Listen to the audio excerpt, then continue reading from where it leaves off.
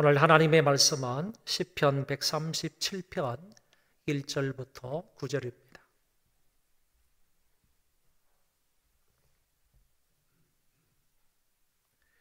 구약성경 시편 137편 1절부터 마지막 절까지 제가 봉독하겠습니다. 우리가 바벨론의 여러 강변 거기에 앉아서 시온을 기억하며 울었도다. 그 중에 버드나무에 우리가 우리의 수금을 걸었나니 이는 우리를 사로잡은 자가 거기서 우리에게 노래를 청하며 우리를 황폐하게 한 자가 기쁨을 청하고 자기들을 위하여 시온의 노래 중 하나를 노래하라 함이로다. 우리가 이방 땅에서 어찌 여호와의 노래를 부를까? 예루살렘아, 내가 너를 잊을진대 내 오른손이 그의 재주를 잊을지로다. 내가 예루살렘을 기억하지 아니하거나 내가 가장 즐거워하는 것보다 더 즐거워하지 아니할진대 내 혀가 내 입천장에 붙을지로다. 여호와여, 예루살렘이 멸망하던 날을 기억하시고 에돔 자손을 치소서. 그들의 말이 흘러버리라 흘러버리라 그 기초까지 흘러버리라 하였나이다. 멸망할 딸 바벨론아, 내가 우리에게 행한 대로 내게 갚는 자가 복이 있으리로다. 내 어린 것들을 바위에 메어치는 자는 복이 있으리로다. 아멘.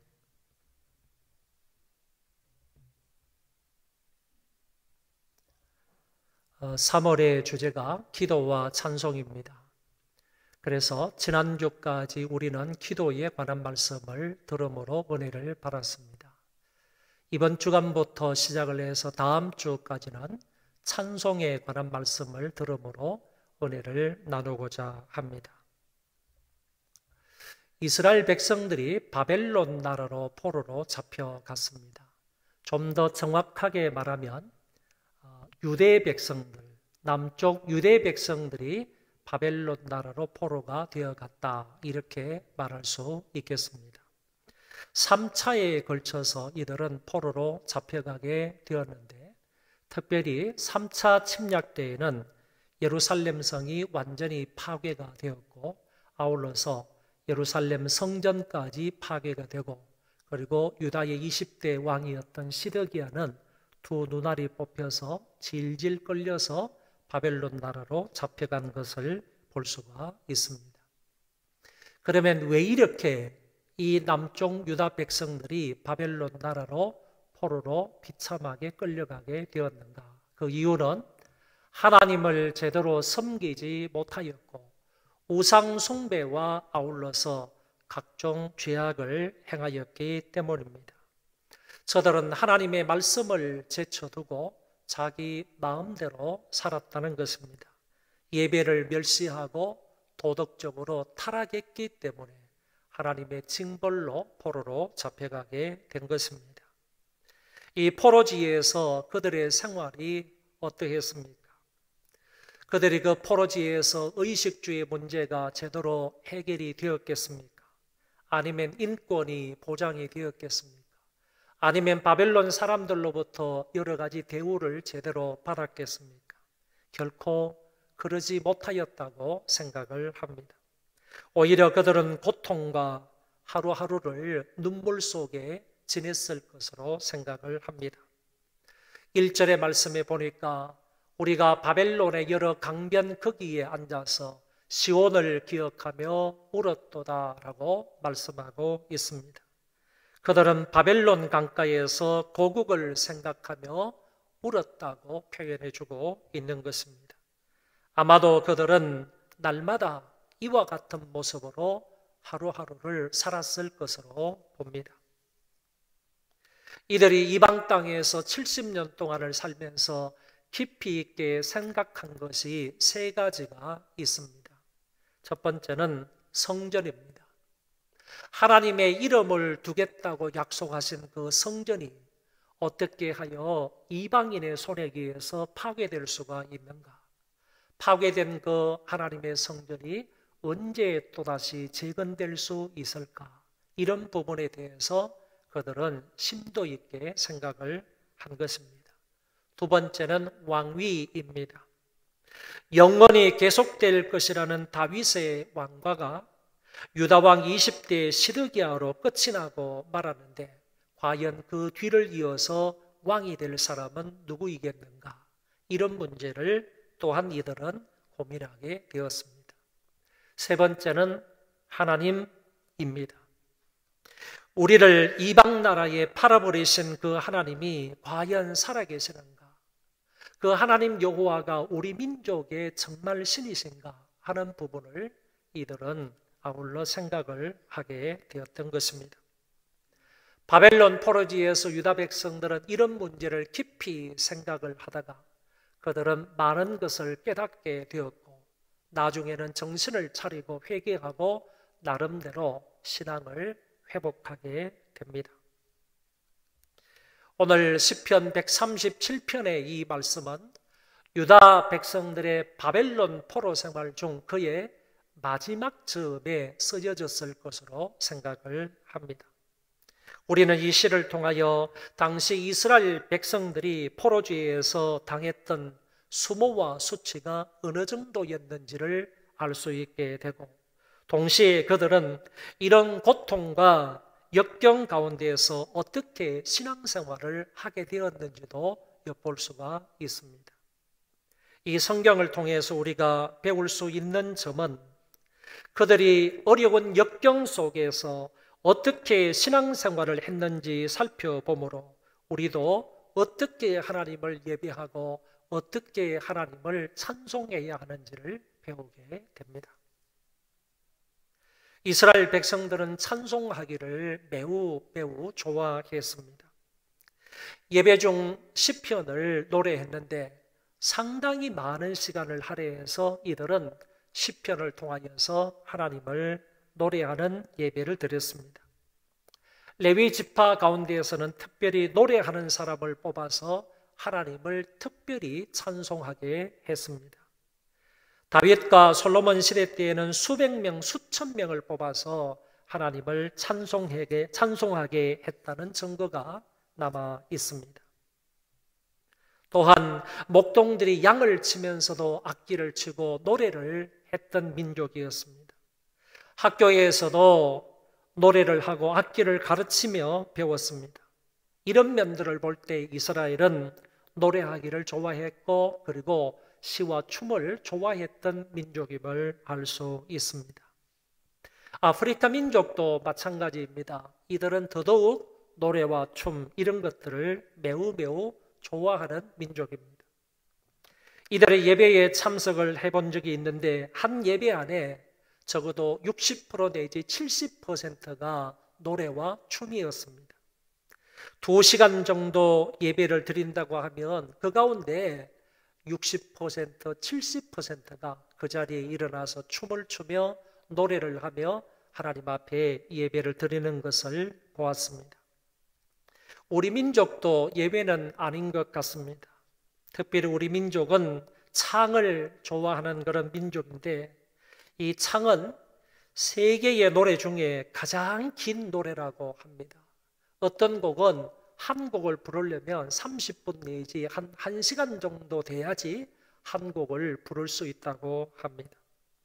그리고 우리나라의 이 창은 외국인들이 절대로 흉내를 내거나 따라할 수 없는 노래라고 합니다. 왜냐하면 막 이렇게 이런 그 바이브레이션이 너무 심하기 때문에 이런 것들을 외국 사람들은 절대로 따라할 수가 없다라고 말합니다. 본문과 연관해서 이처럼 찬송을 좋아했던 이스라엘 백성들이 포로지에 가서도 여전히 하나님 앞에 찬송을 드렸다는 말입니다. 그들은 수금을 켜면서 시편을 노래했습니다.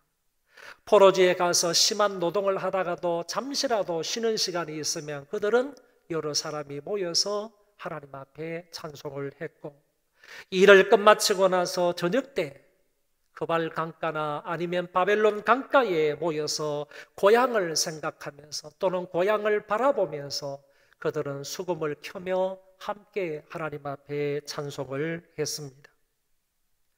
이것을 지켜보고 있던 바벨론 사람들이 자기들을 위해서 노래를 불러달라고 요구를 합니다.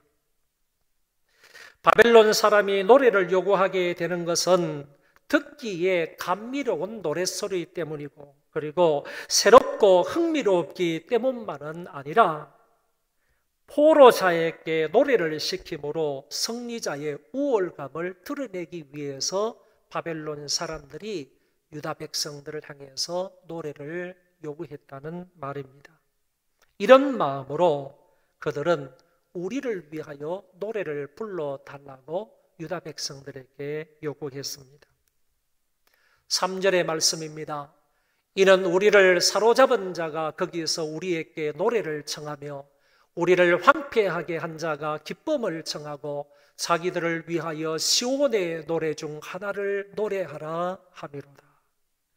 여기에 바벨론 사람들을 표현하기를 우리를 사로잡은 자다, 우리를 황폐하게 한 자다, 이렇게 표현을 했고, 그 우리를 사로잡고 우리를 황폐하게 했던 그 바벨론 사람들이 자기들을 위하여서, 자기들의 기쁨을 위하여서 노래를 요청했다고 분명히 말하고 있습니다. 그 노래는 시온의 노래 중에 노래라, 이렇게 말하고 있는데 4절에 가서 말씀해 보면 이것이 바로 여호와의 노래다, 이렇게 표현하고 있습니다. 여호와의 노래, 시온의 노래는 곧 하나님 여호와께 드리는 찬송을 의미한다는 말입니다. 그래서 바벨론 나라 사람들은 너무 멋있게 이 수금을 켜면서 찬송하고 있는 그 모습을, 유다 백성들의 그 모습을 바라보면서 우리를 위해서, 우리의 기쁨을 위해서 너희들이 부르는 그 노래를 불러달라고 요청을 했다는 것입니다. 이때 유대인들이 자기들의 수금을 버드나무에 걸어버렸습니다. 여러분, 여기에서 걸었다 하는 이 표현은 대단히 의미 있는 그런 표현입니다. 단순히 자기들의 악기를 버드나무에 걸었다, 이런 표현이 아니고 다시는 그 악기를 내리지 못하도록 나뭇가지에 걸어서 줄로 꽁꽁 묶어 놓았다 하는 표현의 의미의 말입니다. 그러니까 이 말은 결코 저들을 위해서는 이 수금을 다시 사용하지 않겠다라는 강한 의지의 마음이 여기에 포함되어 있는 것입니다. 그런데도 불구하고 바벨론 사람들은 계속적으로 유대인들에게 요구를 하는 것입니다. 우리의 흥을 돋우어 달라, 우리의 기쁨을 위해서 시온의 노래 중에 하나를 불러달라고 요청을 했을 때 유대인들이 또 이렇게 말합니다. 우리가 이방 땅에서 어찌 여호와의 노래를 부를까? 예루살렘아, 내가 너를 잊을진대 내 오른손이 그의 재주를 잊을지로다. 내 오른손의 재주는 수금을 탈 수 있는 기능을 말하는 것입니다.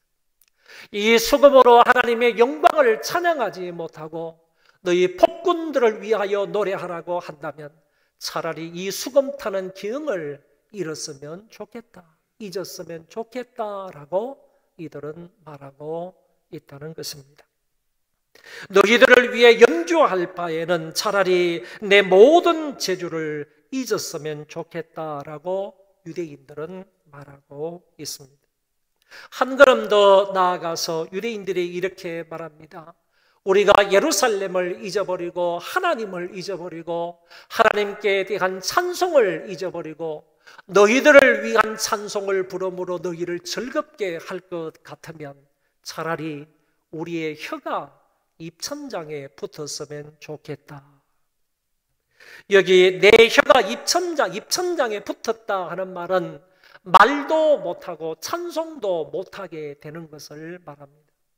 하나님께 올려야 할 찬송을 바벨론 너희들을 위하여 찬송하라고 한다면 차라리 우리가 벙어리가 되었으면 좋겠다.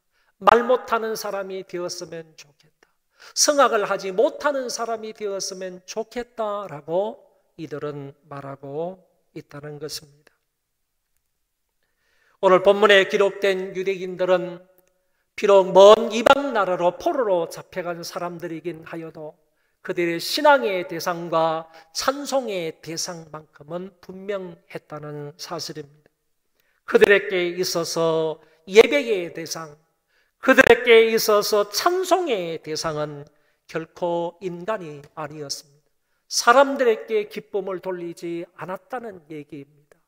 사람의 흥을 돋구는 데 자기들의 음악을 사용하지 않았다는 말입니다.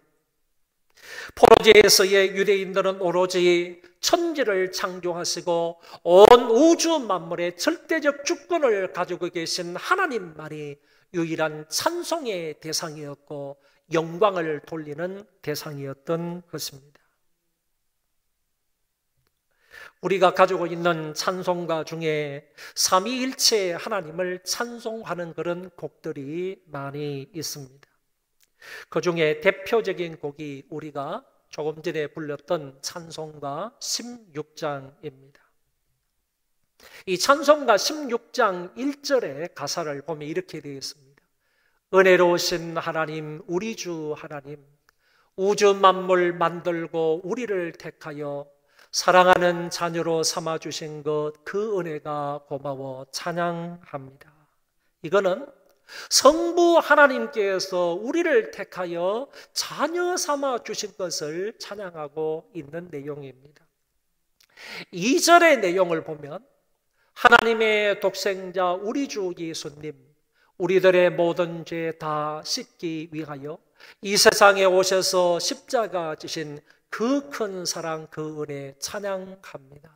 이것은 성자 예수님이 십자가로 우리의 죄를 씻어 주셨음을 찬송하는 내용 가사로 되어 있습니다. 3절은 성령님을 찬송하는 내용입니다. 약속대로 임하신 보혜사 성령님, 충만하게 하시어 기쁨을 주시고 구원받은 확신을 주신 사랑에 감사하며 찬송을 드리옵니다. 이것은 삼위가 되시는 성령님은 우리에게 구원받은 확신을 주신다는 내용의 가사로 되어 있습니다. 1, 2, 3절을 통하여서 성부, 성자, 성령 삼위일체 하나님에 관한 그런 찬송의 내용으로 되어 있는데 1절은 성부의 선택, 2절은 성자의 구속, 3절은 성령의 구원과 관계되어 있는 그런 가사로 되어 있는 너무 멋지고 아름다운 곡의 찬송이 찬송가 16장입니다. 그런데 찬송가 16장을 누가 작곡을 했느냐라고 하면 바로 공석준 장로님이 작곡을 하셨습니다. 공석준 장로님은 연세대 작곡가 교수이셨고 뿐만 아니라 정동 제1교회에서 오랫동안 성단의 지휘를 하셨던 그런 훌륭하신 장로님이십니다. 이 장로님의 형님이 바로 우리 교회에 지금도 모니터 앞에서 함께 예배를 드리고 계실 우리 공석한 장로님이 있습니다. 공석한 장로님의 친동생 되시는 분인 우리 공석준 장로님이 찬송가 16장을 작곡을 했다는 말입니다. 우리가 이런 멋지고 아름다운 곡으로 하나님께 영광을 돌리게 된 것을 저는 너무너무 감사하게 생각을 합니다. 유다 백성들은 하나님께 돌려야 할 영광을 결코 다른 곳에 돌리지 않고 오로지 하나님께만 돌렸던 것입니다. 저와 여러분들도 마음 중심으로 하나님을 향하여만 찬송할 수 있기를 바랍니다. 다음의 시편의 말씀을 눈여겨보시기 바랍니다. 하나님이여 민족들이 주를 찬송하게 하시며 모든 민족들이 주를 찬송하게 하소서. 온 땅이 주께 경배하고 주를 노래하며 주의 이름을 노래하리이다 할지어다 셀라. 호흡이 있는 자마다 여호와를 찬양할지어다 할렐루야. 이런 간단한 시편의 말씀을 볼 때 전부 다 주께 찬송하라, 여호와를 찬송하라, 주님을 찬송하라 이런 말씀으로 되어 있는 것을 확인할 수 있습니다. 요한계시록 4장 5장의 말씀에 보면 이런 내용이 나옵니다. 그 4장 5장의 가운데에는 아주 아름다운 그런 보좌, 휘황찬란하고 거룩하고 영광스러운 하나님의 보좌가 있습니다. 그 옆에는 일찍 죽임을 당한 자 같은 어린 양 예수님이 계시고, 그 다음에는 네 생물이 사방에 있고, 그 다음은 삥 둘러서 24 장로님들이 계시고, 그 다음은 수많은 천군 천사들이 구름과 같은 많은 천군 천사들이 둘러싸여 있었습니다. 그 다음은 구속받은 하나님의 모든 백성들이 천군 천사 다음에 이렇게 쭉 삥 둘러서 있고, 마지막은 온 피조물들이 보호자를 향해서 서 있는 그런 모습을 요한계시록 4장 5장을 통해서 확인할 수가 있습니다. 이때 네 생물이 이렇게 말합니다.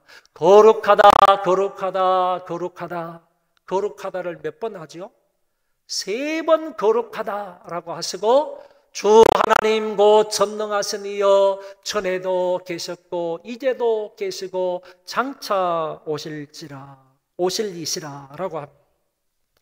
이때 24 장로님이 자기들의 면류관을 보좌 앞에 내려놓으면서 우리 주 하나님이여, 영광과 존귀와 권능을 받으시는 것이 합당하옵나이다 라고 하면서 엎드려 경배를 합니다.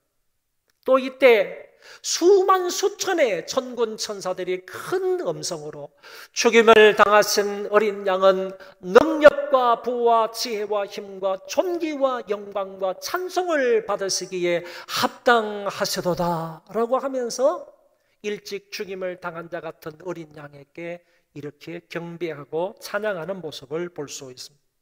모든 피조물들이 이제는 났습니다. 그들은 동시에 보좌에 앉으신 이와 어린 양에게 찬송과 존귀와 영광과 권능을 세세토록 돌릴지어다 라고 노래를 하니까 네 생물이 말하기를 아멘 아멘 하고 장로님들은 엎드려 경배했다라는 그런 말씀이 거기에 나타나고 있습니다. 이것이 우리가 앞으로 천국에 가서 드릴 하나님 앞에서의 예배입니다. 또한 천국에서 우리가 찬송해야 할 모습이기도 합니다.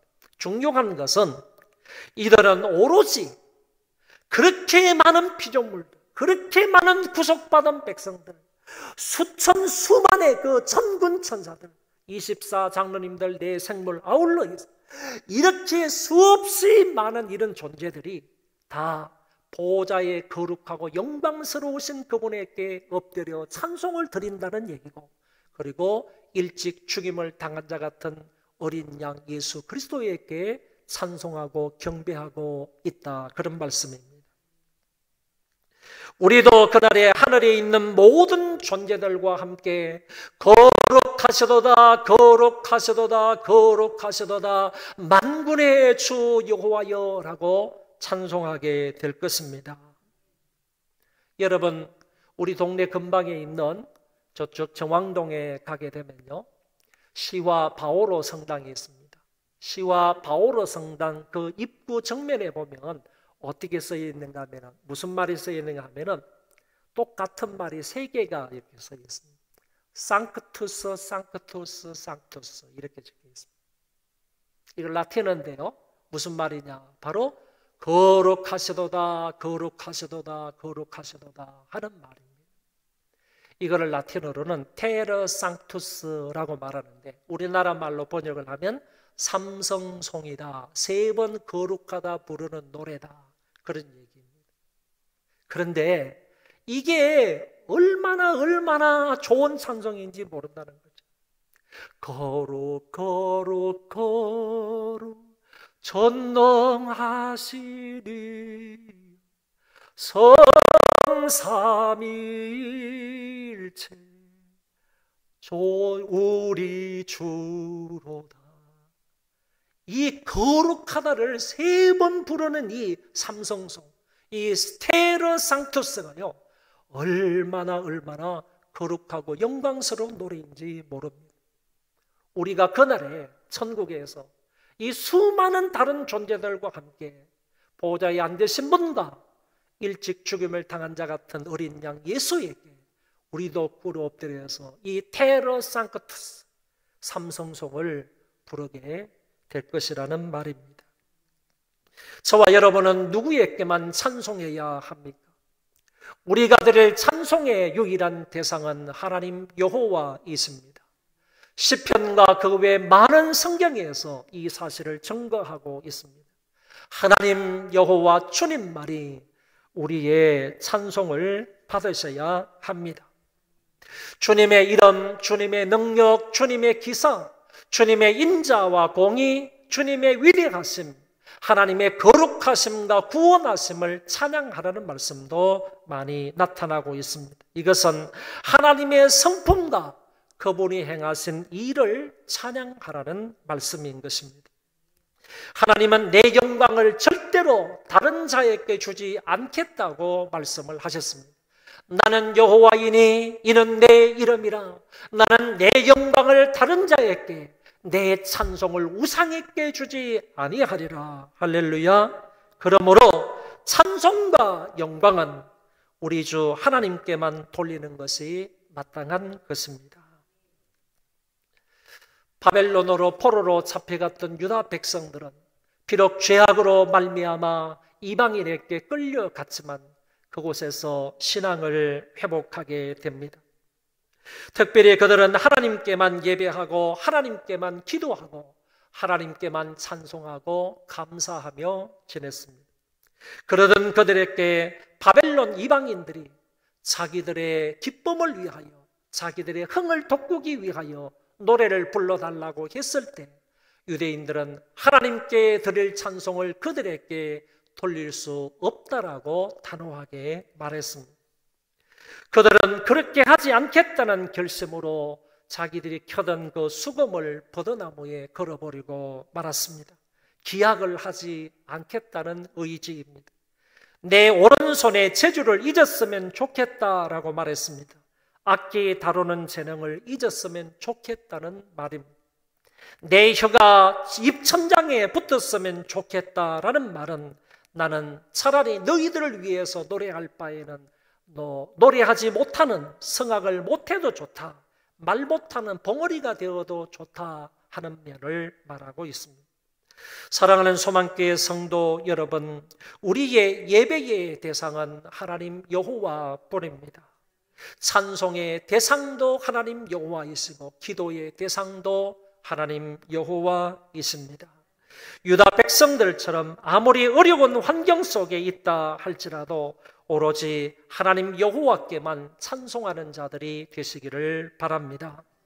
여러분이 처해 있는 환경이 답답합니까? 아니면 우울합니까? 불안합니까? 염려가 있습니까? 그 가운데서라도 하루에 한 장씩이라도 진실된 마음으로 하나님을 향하여 찬송할 수 있기를 바랍니다. 그리할 때 놀라운 은혜, 찬송 중에 거하시는 하나님을 경험하게 될 것입니다. 우리 이 시간에 다 같이 찬송하며 살리라 라고 찬송하도록 하겠습니다.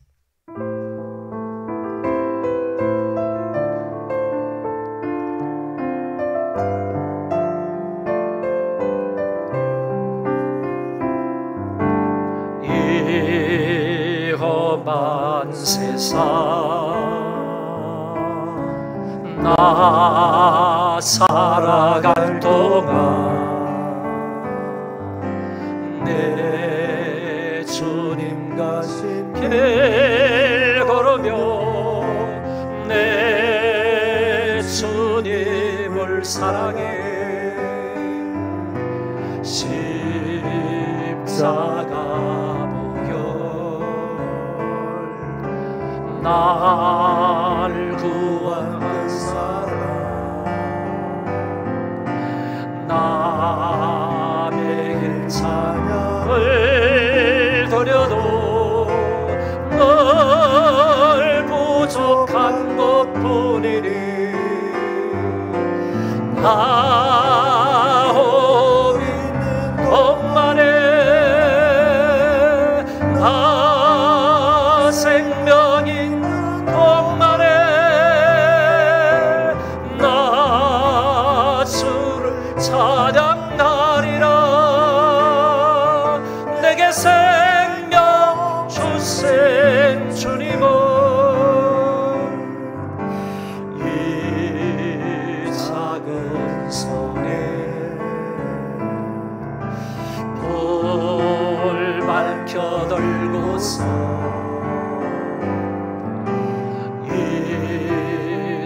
세상 다시 오시는 내 주님을 맞으리.